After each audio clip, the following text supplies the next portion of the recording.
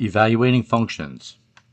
There are numerous ways to represent a function, including a data table, graph of points, graph of a curve, formula or equations, a set of ordered pairs, and mapping. In each case, a unique relationship is defined between the dependent and independent variables. This is a static perspective, defining the relationship between x and y values. A more active perspective is to consider the function, which we will name f, to be like a machine, an input-output device. It takes each independent variable fed into it and outputs its uniquely related dependent variable. The function acts like a processor with step-by-step instructions as to how to generate the dependent variable that matches each independent variable. So let's take a look at this graphic. So we have f is the device that maps input onto output. So we have our independent variable, which we'll call x, that is the input, is fed into this machine, and the result that comes out we'll call f of x. That's also known as the output. This is dependent on the number that was fed in. So once again, this is the independent variable. What comes out is dependent on the number that was put out there. Now, what f of x means is this is the effect that the machine, the function, had on the variable that was fed in. So I often look at it and say fx, the effect.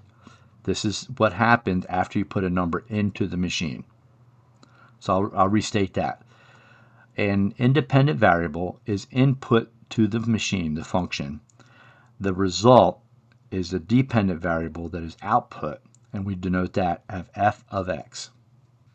The notation used for functions captures this active approach. If x is a value from the domain of a function named f, then f of x is the output of that function when x is input. The x's represent the function's domain, and the f of x's represent its range. F of x has replaced y as a dependent variable. So, instead of saying y is equal to something, we can replace y with f of x. And that's how we read that, f of x. F of x. This table in example 1 describes the function f. We're going to use it to evaluate three different functions. And we're really going to build on the idea that f of x is now replacing y. So here, instead of saying y, I can replace this with f of x notation. Even in ordered pairs, we used to write x, y. We can rewrite this as x, comma, f of x. So replacing y with f of x gives us an alternate notation. Now here's the value of this. If we want to find out f of negative 3, what I do is I look for negative 3 and I find its corresponding value, 4. So f of negative 3 is equal to 4.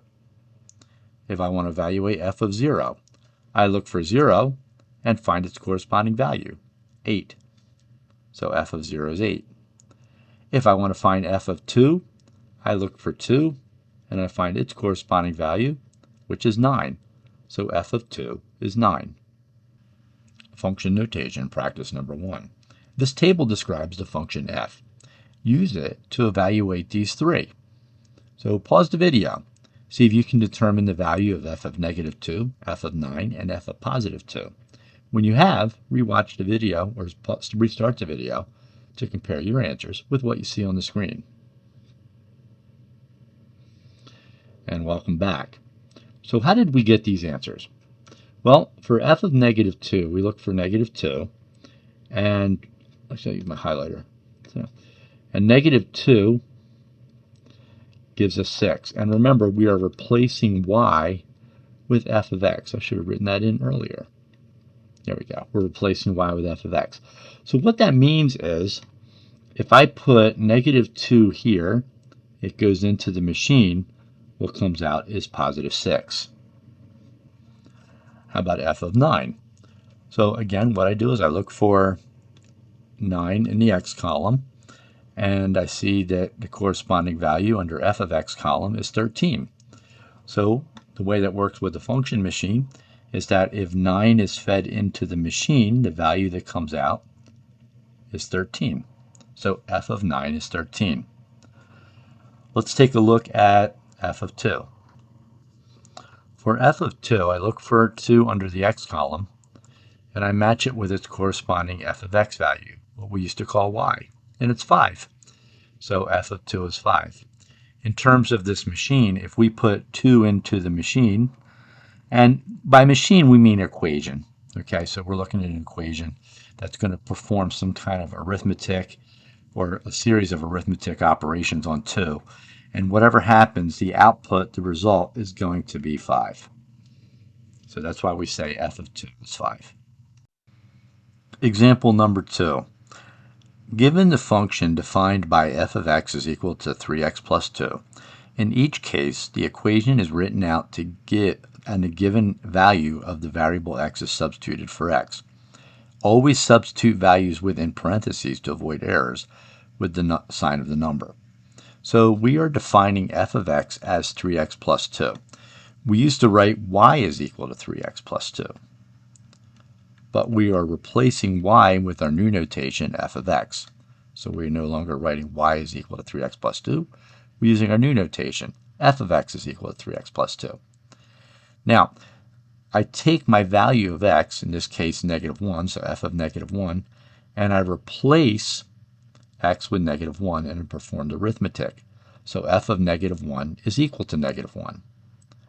Next, if we want to find f of 3, I take out x and I replace x with 3. So we have 3 times 3 plus 2 gives us 11. So we can say f of 3 is equal to 11. And up here I would say f of negative 1 is equal to negative 1. For f of 0, I replace x with 0. So we have 3 times 0 plus 2 is equal to 2. So f of 0 is equal to 2. And also, I do want to point out, when we made the substitution, we used parentheses. So I took out the x and I replaced it with a number surrounded by parentheses each time. That just helps you avoid mistakes. One other thing, I want to connect this to this machine here. So if we say the input is x, the machine, I said earlier, was actually an equation. So what this machine, quote, does is it takes x, multiplies it by 3 and adds 2 and gives us an output. So if x is equal to 0, our output is going to be 2. Function notation, practice number 2. Here's an opportunity for you to practice with the function notation. Given the function defined by f of x is equal to 2x plus 7, evaluate these three: f of negative 2, f of 5, and f of 0. Pause the video, determine the answers, and then when you have your answer, resume watching the video. And welcome back. Let's see the answers. So keep in mind that in relation to the function machine here, our function is 2x plus 7. So when x is negative 1, negative 1 goes in, and what happens is we replace x with negative 1. So that gives me 2 times negative 1, and the output is going to be 5, as we see right here. So f of negative 1 is equal to 5. When x is equal to 5,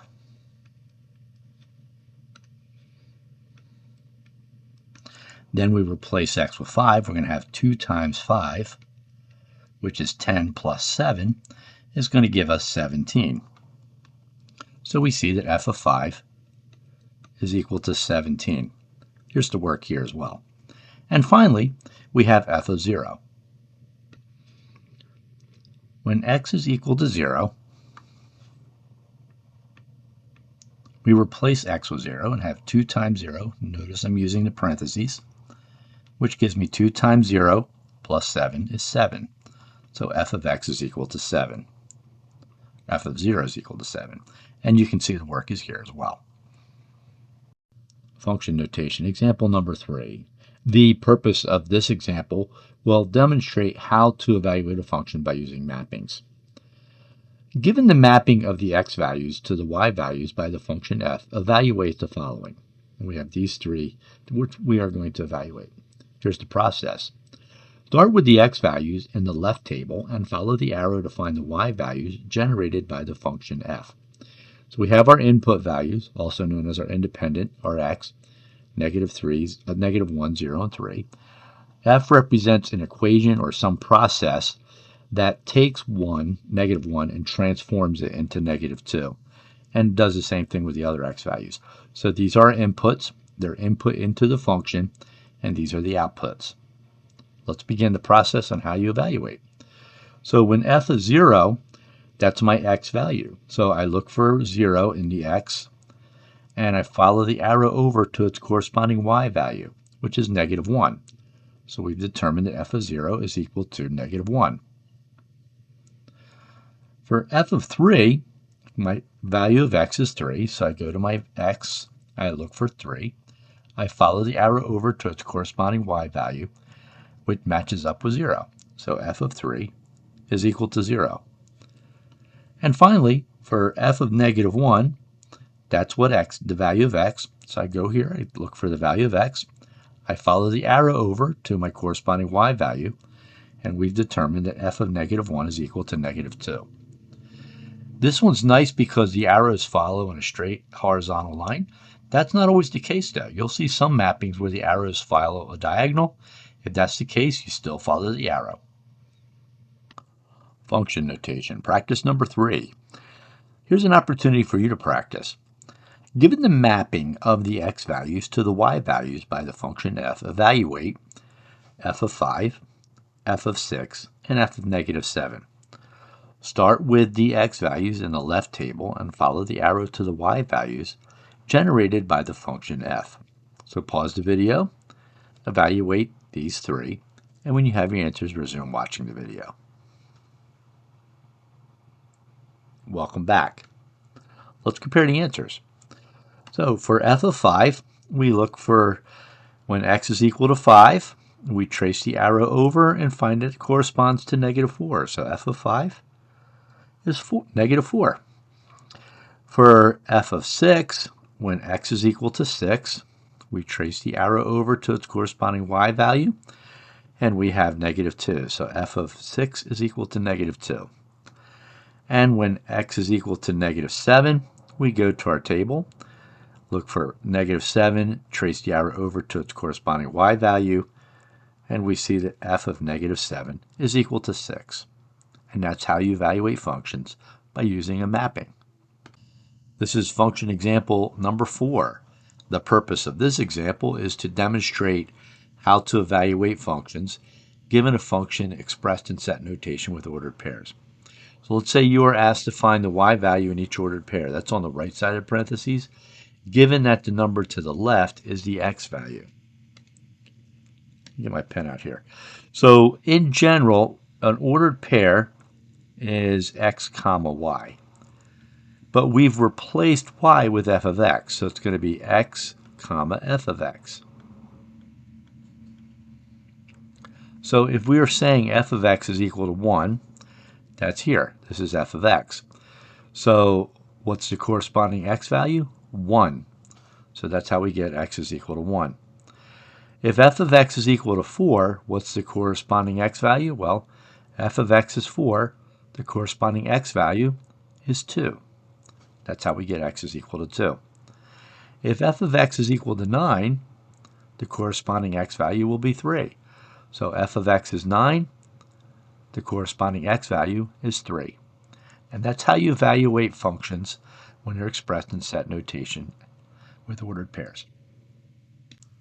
Here's the fourth set of practice problems, where we're going to take f expressed in set notation and solve for f of x. So given that set f is equal to the ordered pairs of 5, 2, 7, 4, and 11, 3, evaluate these three. Given that x is equal to 5, solve for f of x. Given that x is equal to 7, solve for f of x. And given that x is equal to 11, solve for f of x. So pause the video, find out f of x for all three of those cases, and then resume watching the video. And welcome back. Let's see how you did. So keep in mind that f of x, our new ordered pair, is actually going to be written x comma f of x. So if we take x and replace x with 5, this is going to be f of 5, but that is equivalent to the number 2. So f of 5 is equal to 2, and that's why we have f of 5 is equal to 2. When x is equal to 7, we're going to have f of 7, but f of 7 is equal to 4, so we're going to have 7 and 4. F of 7 is equal to 4. When x is equal to 11, we're going to have f of 11, but matching it with the ordered pair here, f of 11 is 3. F of 11 is equal to 3. Function notation, example number 5. In this example, we're going to demonstrate how to evaluate a function when it is represented in a graph. The other thing we're going to note is that the name of the function has changed. Up until this point, we have been using the letter f for function, but we're not limited to only using the letter f for function. We can use any letter we want. In this case, we're going to use the letter g to name our function. So let's go through this. In order to find g of x, when x is given on a graph, locate x and then draw a vertical line that intersects that graph. The intersection of the line and the graph is the value of g of x for that value of x. So let's work through these. When x is equal to 5, or negative 5, when x is equal to negative 5, then we look for the corresponding y value, but since it's right on the axis, y is equal to 0. So this is the ordered pair, negative 5, 0. When x is equal to negative 5, y is 0, or we can also say g of negative 5 is 0. And that's how we made that determination. Let's see what happens when x is equal to negative 3. So we locate the x value, which is negative 3 right here. We draw a vertical line down to the graph to find the corresponding y value, which is negative 5. So this is the ordered pair, negative 3 and negative 5. So y is negative 5. We can also say g of negative 3 is equal to negative 5, replacing y with g of y, or g of x. So g of negative 3 is equal to negative 5. Now we're going to turn our attention to when x is equal to 0. So we locate x is equal to 0 on the graph. We draw a vertical line till we intersect the graph and find the corresponding y value, which is at 1. So our coordinate is going to be 0, 1. So x is 0, y is 1. Since we're replacing y with g of x, we can say g of 0 is also 1. And that's how we evaluated g of 0 and determined it was 1. Finally, let's take a look at g of 3. So we locate 3 on the x-axis. It's right here. 1, 2, 3. We draw a vertical line till we intersect the graph and find the corresponding y value, which is negative 5. So g of 3 is equal to negative 5 based on the intersection points of the graph. Function notation practice number 5. Find the value of g of x when x is given. So you're going to pause the video and find the value of g of negative 2, g of negative 1, g of 1, and g of 2. When you have the answers, resume watching the video. And welcome back. Let's see how you did. So what is tricky about these is that we don't expressly tell you what x is. You have to know that x is inside the parentheses. So here x is equal to negative 2. So following the directions, we are going to locate negative 2 on the x-axis. We drop the vertical line down until we intersect the graph. And this value of the graph tells us the corresponding value for g of negative 2. Well, this is negative 1. I'll write that in, negative 1, negative 2. This is negative 3. Oh, this is halfway in between, so it's going to be negative 2.5, or as an improper fraction, negative 5/2. Now for g of negative 1, in here this is negative 1, so that tells us x is equal to negative 1. So we locate negative 1 on the x-axis, and there are no vertical lines. See, the line actually crosses. That's x-intercept. It's a place where it crosses. So the corresponding y value is 0. So g of negative 1 is 0. Another way to look at it is if we have the ordered pair, negative 1, 0. See, generally speaking, we have x comma g of x for the ordered pair. We're replacing y with our new function notation. Well, we know x is equal to negative 1. So this would be g of negative 1. And we can line up the values. So g of negative 1 corresponds with this y value here, which is 0. So g of negative 1 is 0. For letter C, again, inside the parentheses we have 1, so x is equal to 1. And here is x equal to 1 right here. It's directly on the x-axis, so y is 0. Its corresponding g of 0 value is 0. So g is equal to 0.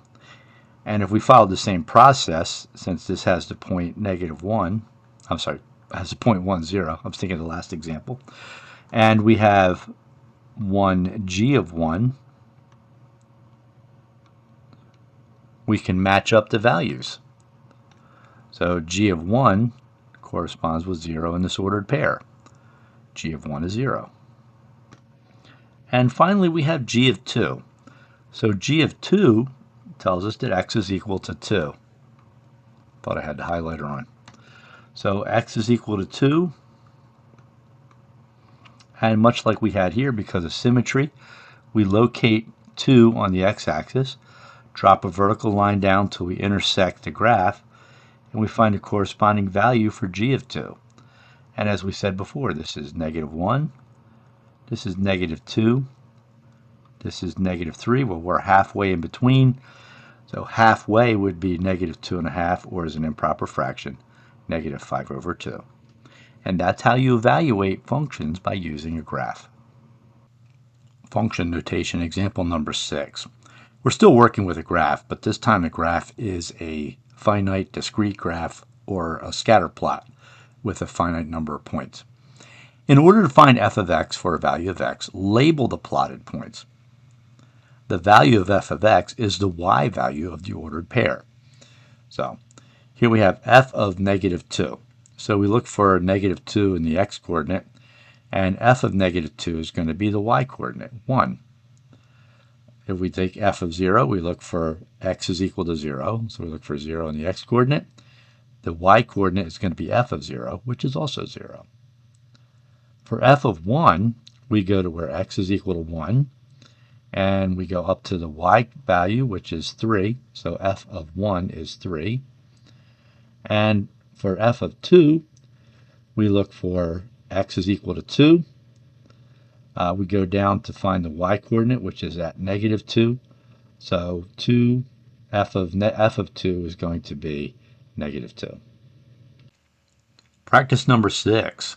Find f of x for the following x values. So we have four evaluations we're going to make here: f of negative 4, f of negative 3, f of 3, and f of 5. Determine what those values are, and then resume watching the video after you've made your determination. And welcome back. Let's see what the answers are. So f of negative 4, when x is equal to 4, x is equal to negative 4. So x is equal to negative 4, the corresponding y value is negative 2. F of negative 4 is negative 2. When x is equal to negative 3, So here we have x is equal to -3. The corresponding y value is +2. So f of -3 is equal to 2. When x is equal to 6, x is equal to 3. So we go here where x is equal to 3. The corresponding y value is 0.